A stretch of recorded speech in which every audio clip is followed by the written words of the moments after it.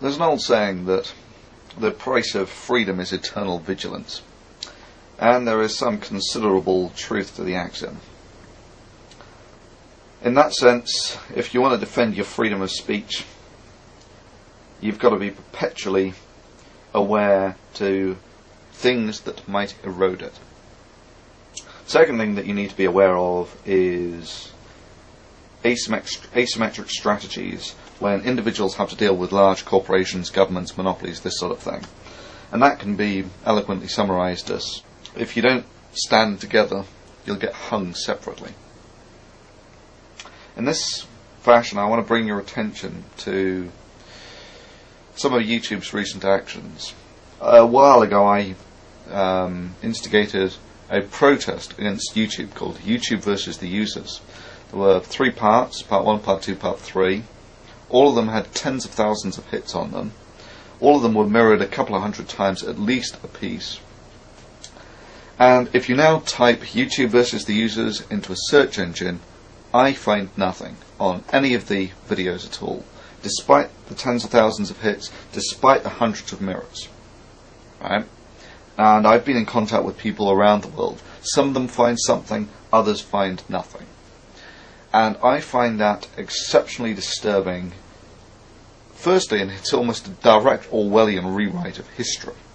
And that's pretty distasteful stuff. Secondly, it shows an intent on the part of YouTube that they are willing to manipulate the system to their benefit. Now, many of you will say, well, where's the problem? They're a company, they can do whatever the hell they want. If you don't want to use it, don't use it. No. Influence without accountability is the root of corruption. And you don't have to think long or hard to realise that YouTube essentially has a monopoly on the viral video market, to the point where it would almost be unthinkable that a presidential candidate or a president would start up a video account anywhere else.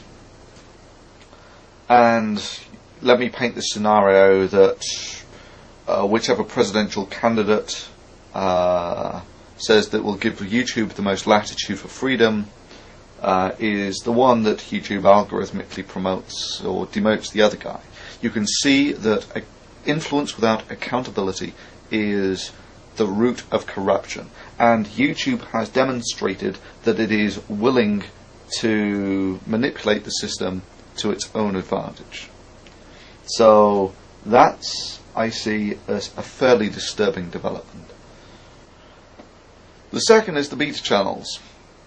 And if you get to your beta channel, you'll probably have got this message saying that YouTube has done this to make it more interesting to watch and fun to customize. And doesn't that sound great? Well, that's obviously bullshit.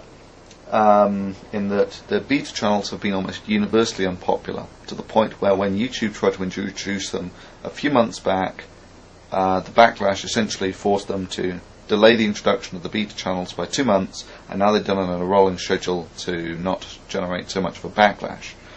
But again, the beta channels are still almost universally unpopular. So why would YouTube hoist something like this on their users? And in interpreting YouTube's actions, I make the assumptions that they've got a lot of smart people working for them. And even though they're losing money today, this is actually part of a plan to make money tomorrow. And I see these beta channels as part of that. Now, if you actually compare the old style channels to the new ones, the main difference you'll find is on the old style channels, there was only one video you could watch on the channel page. Everything else took you away from the channel page, where you go into this sort of video, almost random distribution of videos that you can go to.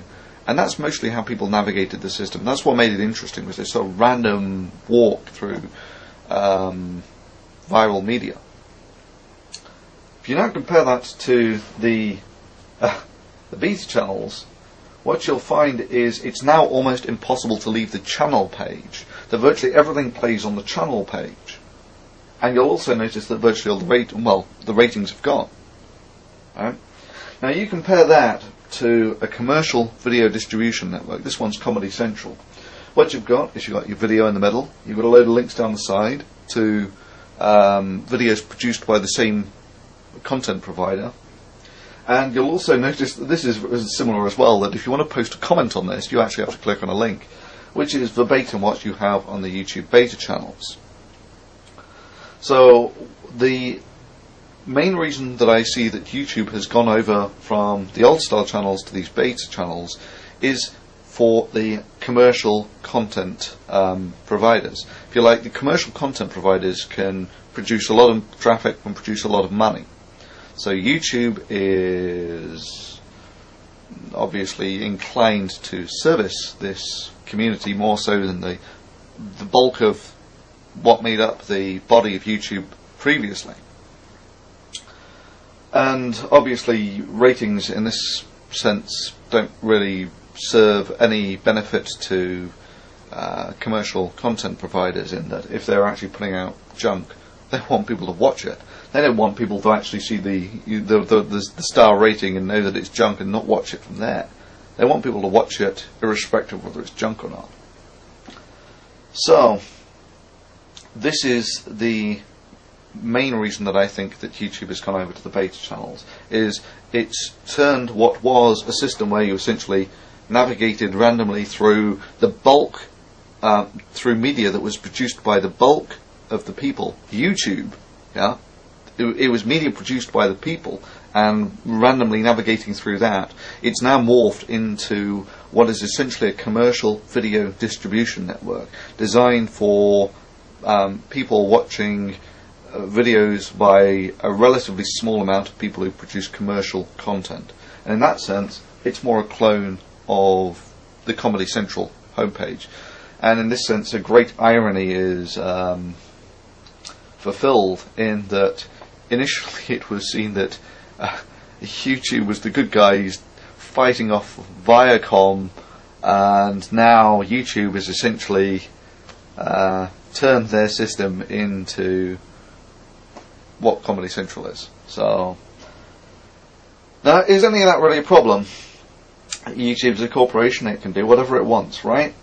Well, yes, it can. However, it does so at the cost of its corporate image, and they put a lot of money into things like corporate image. People like Google, with their motto, "Don't be evil," just like Fox News is fair and balanced. Slogan doesn't mean everything, but it's very difficult to reconcile a motto like "Don't be evil" and this sort of action. I would see this as almost an abuse of monopoly, in that people say YouTube's losing lots of money at the moment. They're losing money hand over fist. No, not really.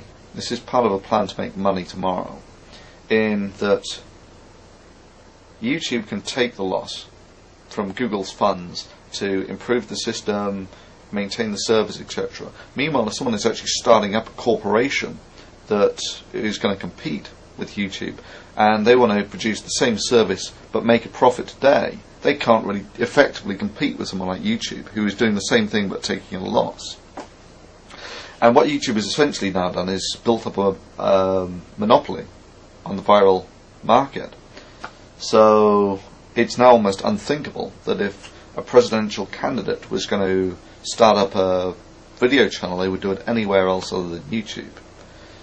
And this brings us all back to influence without accountability. So, the main reason I'm doing this is to let people like Google and YouTube know that there are vigilant eyes watching them who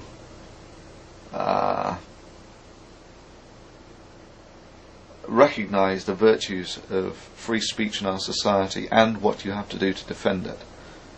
And in this sense, I hope this video rapidly propagates beyond the control of